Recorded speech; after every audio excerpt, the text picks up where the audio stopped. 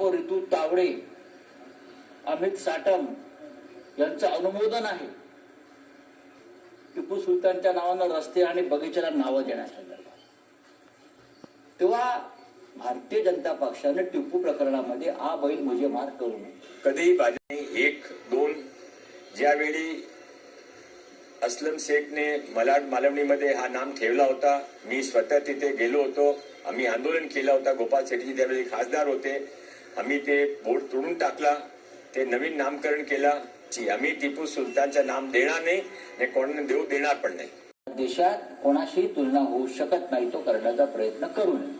हे आम्ही या सामनामध्ये आमची भूमिका पक्षाची स्पष्ट केली. टिपू सुलतान विषयी आता ज्या भूमिका भारतीय जनता पक्ष मांडत आहे, त्यांनी इतिहासामध्ये टिपू सुलतान विषयी आपण काय भूमिका घेतल्या होत्या तो रेकॉर्ड तपासावा.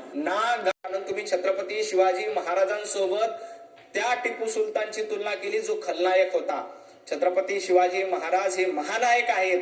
या महानायकांसमोर तुम्ही एका खलनायकाची तुलना करताय, त्याबद्दल तुम्ही महाराष्ट्राची माफी मागितली पाहिजे. परंतु दुर्दैवानं उद्धवजी ठाकरे असतील त्याबद्दल भूमिका घेत नाहीत. संजय राऊत मुख गिळून गप्पा आहेत. विरोध होता, आजही विरोध आहे आणि उद्याही टिपू सुलतानला विरोध राहणार.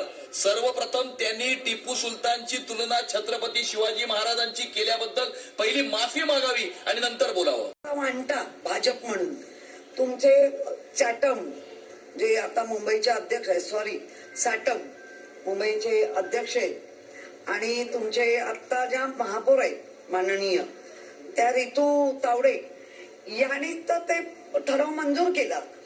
आणि मग कशाला आमच्या पक्षाच्या याला हिंदू मुस्लिम रंग देत आहे.